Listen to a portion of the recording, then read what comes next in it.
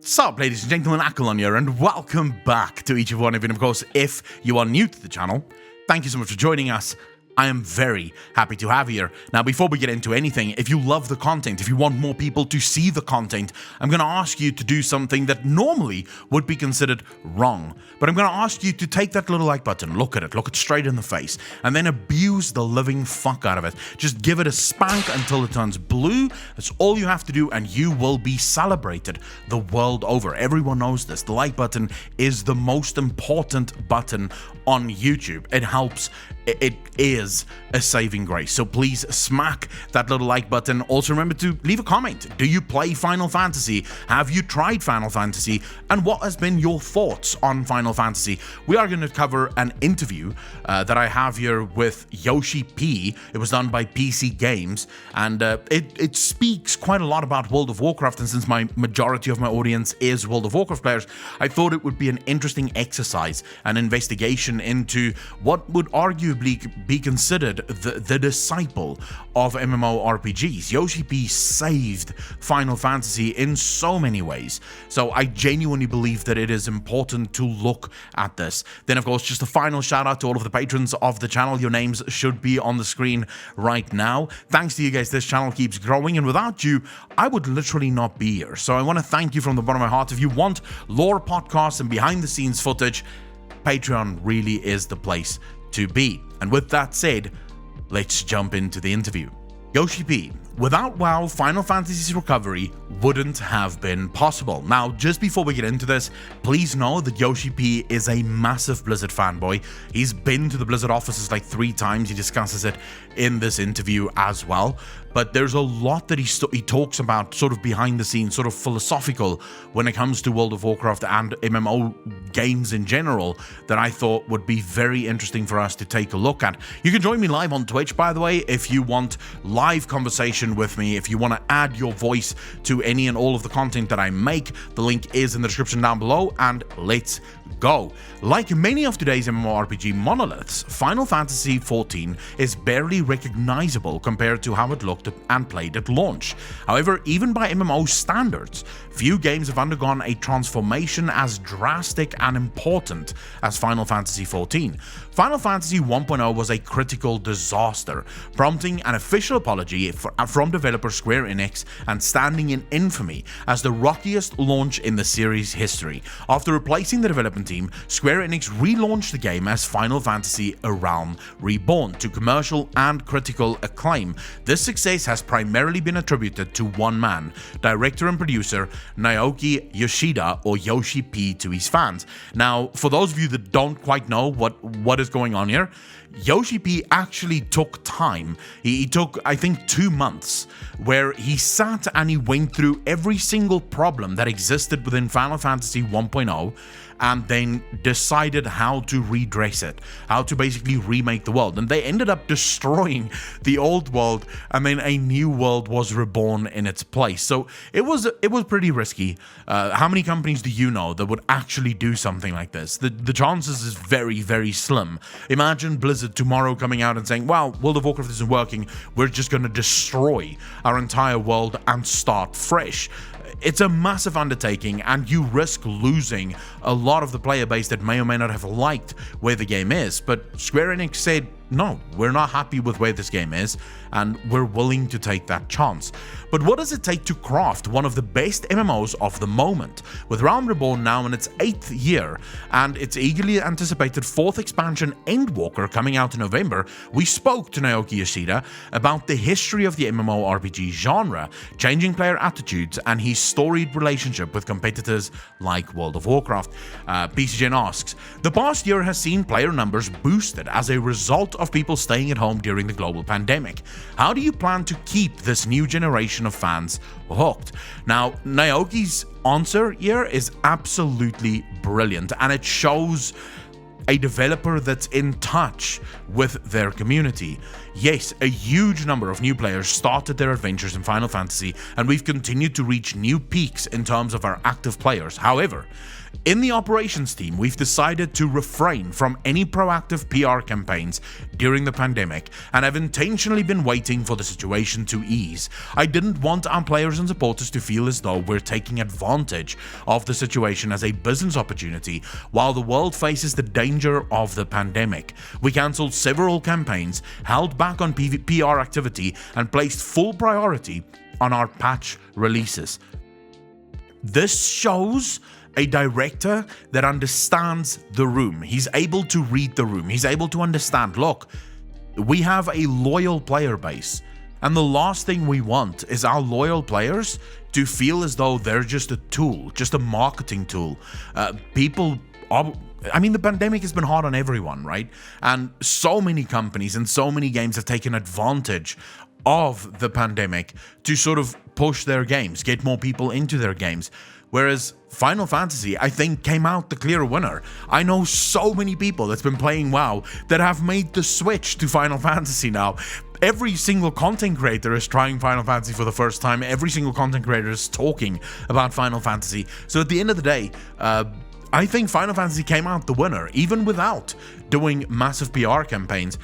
Word of mouth was all that was required, and this is usually where the success for almost all games lie, is in word of mouth. It's your friend telling you about this amazing game that they just picked up, and you then joining them. So all the PR in the world has not yet made me want to play Raid Shadow Legends, for example. Even though I see the ad every single day on YouTube, I still haven't played it because I don't want to, right? Because word of mouth isn't strong enough. Anyways, despite that, many of our players came together in-game to enjoy Final Fantasy XIV exactly because of its stay-at-home nature. I felt that it brought the relationships we've built with our players over the past 10 years into the spotlight. I want to create opportunities for our newcomers to join in too and show them not just how fun the game is, but to share the joy of Final Fantasy XIV. MMORPGs today look very different to classics like Age of Ultima and EverQuest. Looking at Final Fantasy XIV as well as your competitors, how has the MMO genre had to adapt to innovate to capture changing player interests and attitudes? I think the only MMORPGs that could be considered equal to Ultima Online would probably be Lineage and EVE Online, which is true. But in my personal opinion, there hasn't been a role-playing experience that surpassed that of the original UO. These works have a special place within the MMORPG genre, and there's still demand for them even now. But that demand is by no means great enough to support a large-scale MMORPG project, because they need a lot of roleplay skill to play effectively. If you could prepare a profitable business model, I'd love to take on the challenge of developing such a game. Now, for those of you that don't quite know what this is all about, games like Ultima Online, games like EverQuest, they required a lot of time, a lot of energy, and a lot of effort. Those games were by no means easy to play, and when we're talking about grinding in modern day World of Warcraft, that's not even an ounce of the grind that was required in games like EverQuest, in games like Ultima Online, where the entire game was one big grind. Most of those games had negative XP, so whenever you died, you would actually lose XP. Lineage is a good example of this, where you could actually de-level if you died enough, right? So the game really made it difficult. You would lose your items. It was just one hell of a grind. EverQuest is another masterpiece of the first generation of MMORPGs. It's an incredible game that combined a subscription-based business model with a time-to-win game design. But it was World of Warcraft that faced EverQuest head-on and provided a new way to play. It wasn't based on time to win, but WoW incorporated an item level system while keeping players' skill at its core. Players who invested lots of their time could coexist with players who didn't, encouraging a free style of play. This is the first part that I think we can look at in modern day World of Warcraft and say that's no longer true.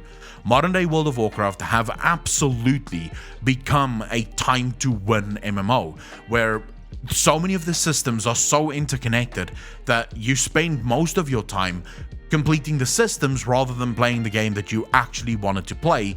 And this means that people that have more time will just automatically be far better than you, and Blizzard is constantly forced to implement things like catch-up mechanics because of their system design.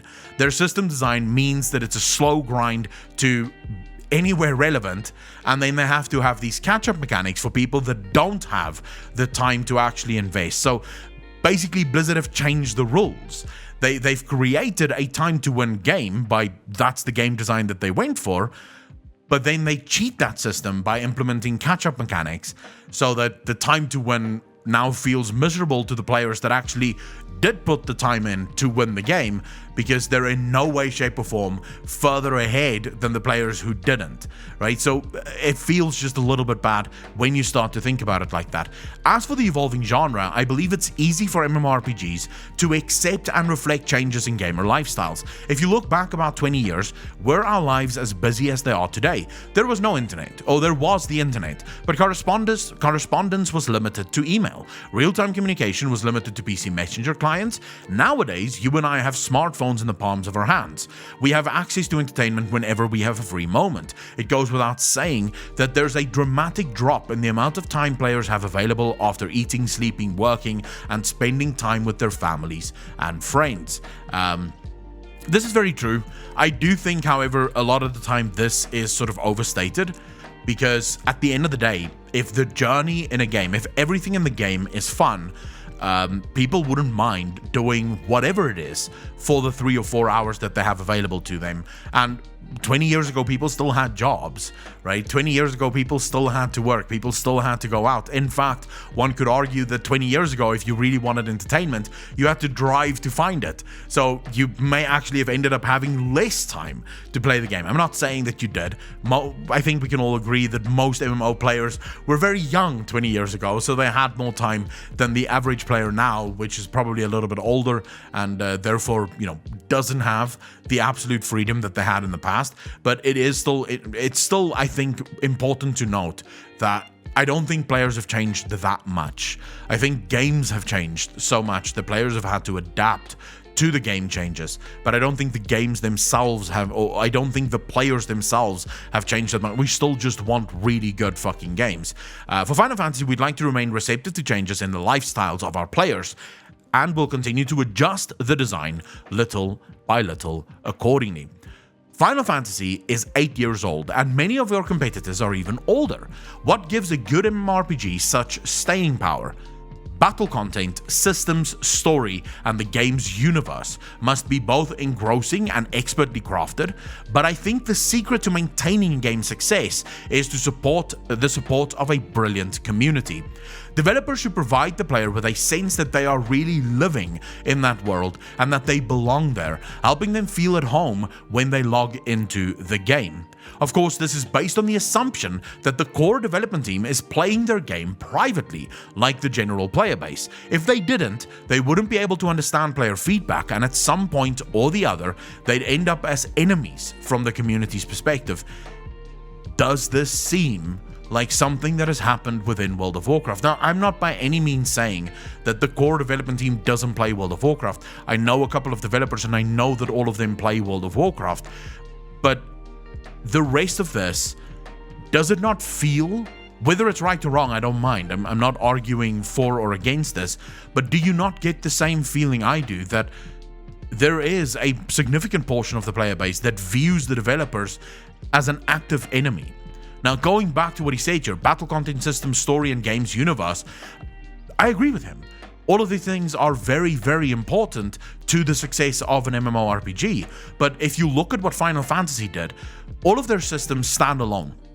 You are not forced to do one system over another. The only thing that you are forced to do is finish the story, because it is a story-based MMORPG, so you are forced to do the story. But once you get to max level, you can basically do whatever you want. None of the systems really are independent or dependent on one another. They're all very, very independent, which allows players to feel at home, and this doesn't sort of, shall we say, ignite that feeling of, oh, the developers just don't understand, the developers clearly doesn't play their game.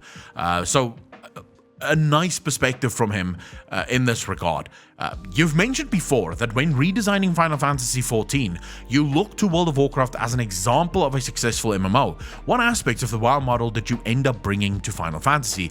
If there was no World of Warcraft, which is a game we look to as a great mentor of sorts and respect deeply, Final Fantasy XIV's strong recovery wouldn't have been possible. It's nice as a Blizzard fanboy to hear that. As someone that grew up with Blizzard games, it's nice to know that Final Fantasy also views themselves as Blizzard fanboys and that they love the game themselves. The original Final Fantasy was a failure of unprecedented proportions, and I was entrusted with the duty of salvaging it. When taking the lead to relaunch a failed project, I don't think you can afford to have the type of game you'd like to create in mind as your motivation. But I was playing WoW and used that as a form of study. I deployed what I'd learned through the various teams, and together we used that in development. We really didn't have the luxury of bringing our own likes and dislikes. This is perhaps one of the most important parts of this entire interview. This speaks volumes, not only to Final Fantasy, and I haven't played Final Fantasy enough yet to have any sort of real opinion on it. I'm still working my way through A Realm Reborn at this point, but from World of Warcraft's perspective, oftentimes the developers bring things into the game that they want in the game because that's the way that they play the game, rather than looking at the game and saying, well, we don't have the luxury of implementing what we like into the game. We have to start looking at what is it that the players want. What is it that the players are actively upset about? What is the driver of the negativity? And then you design the game according to that. So you don't look at what we want in the game, like for example, conduit energy. I understand that conduit energy is a thing that Ian and the team want in the game, but it's not what the players want. So why are you adding it into the game? Because you keep chasing away more and more of the player base with your design philosophy of what is it that we think would be a good game. And I think over the past two expansions, Battle for Azeroth and Shadowlands, it now should become clear to the Blizzard developers that what they want from the game is literally the opposite of what the vast majority of players want from the game. So that was just an interesting thing for me. The main thing was that I wanted the game to be more story-driven MMORPG. There was a strong influence from Final Fantasy behind this, but with this being a Final Fantasy game, a strong story was naturally a must. That decision wasn't due to my personal taste, but because of the title's standing in the Final Fantasy series. How much do you still look to your competitors for inspiration? Do you try to learn from other games inside and outside the MMO space, or do you try to forge your own path? I'm always keeping an eye on World of Warcraft, Diablo, and Overwatch, but that's because I'm a Blizzard fanboy.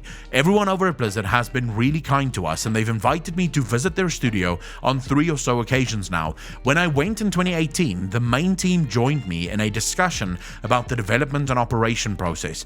They're all so considerate, and I respect them deeply. There was much I learned from them, and I made sure to be completely frank when answering whatever questions they had for me. It really was a joy to learn that there are so many warriors of light in the WoW team. I just wish there were so many warriors of the Horde or of the Alliance in the WoW team. As you can imagine, I'm not solely focused on WoW. I also check the basic systems of MMORPGs launching around the world. I even have staff in charge of compiling information about them and reporting that to me. Now, I have this on relatively good authority that World of Warcraft don't really look at other MMOs, and they haven't looked at other MMOs for a very long time. I'm not saying that they don't play other MMOs, but look at what Yoshi P does. He has teams that literally look at games throughout the world, probably playing them, compiling lists of things that these games are implementing so that they can figure out, is this something that we can implement into our game as well? I have this on the authority of about 2 different developers telling me that, you know, World of Warcraft is so big now, and it's basically become a game that's impossible to be rivaled. So they don't have anyone else that they can sort of look to and say, let's try this, or let's see if they can taste this, let's see if this works, which really, in my opinion, is the wrong approach. If you're making a video game, and this is something that Blizzard have always done remarkably well, borrowing from other companies is what keeps you in the lead. It's what allows you to keep growing, is borrowing from other companies and other games that which works. For Final Fantasy has always carved its own path. We sometimes worry about what direction to take in a few years' time. We have plans, but it goes without saying that the details of what we're considering are all top secret. Final Fantasy has huge cross-market appeal. Do different audiences across the world have different expectations from the games they play, or do they expect different games from developers based in the East and West? Now, I'm not going to read through this, but very interestingly, he does state that the audiences do differ. But then he goes on to say, in fact, the audiences in Korea, Japan, and China differ, so you can't even look at East Asia and say, this is what we're going to do. Because at the end of the day, even those audiences are very different. So instead, the model that they follow is one of they make a good game, and what they found is players around the world just like a good game. And it seems to be more universal than people actually think it is. Now, there's small caveats here and there. For example, whenever you look at something like the cash shops in games, the East is obviously far more acceptable or accepting of cash shops than the West is. But Yoshi P actually goes on to say it's even different between European players and NA players. So it's not even as easy as going West and East, or the West like something this way, because North America or America and Europe will not have the same taste. They will not have the same likes or dislikes. So that was very interesting to me. Why do you think that Western and Eastern MMOs vary so dramatically in their approach and style? There is no doubt about the differences in taste between the West, even between Europe and America, but in Asia when it comes to graphics and characters. On the other hand, if you were to ask me whether there is such a significant difference in the game design process, my personal viewpoint would be that it isn't so remarkable. Now, it's interesting to me, yes, it is true. In Asia, graphics and characters tend to be very much stylized.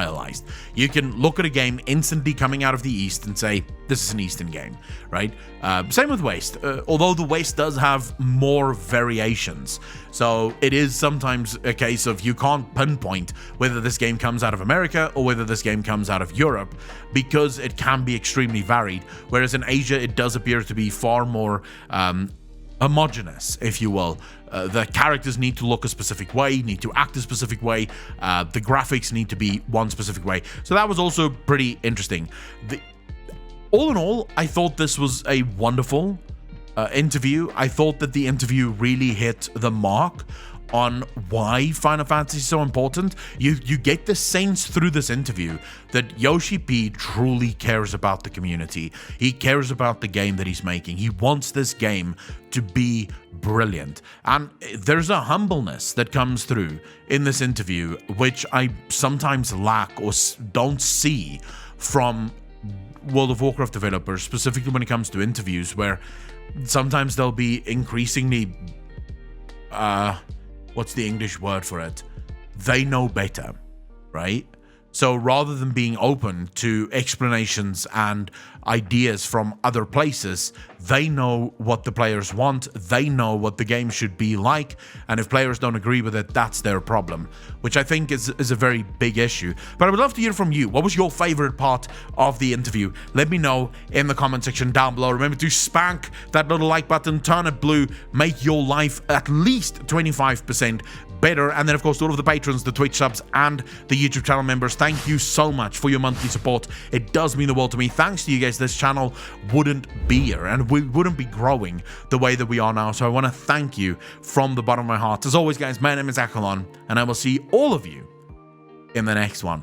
Have a wonderful week. Peace out, fam.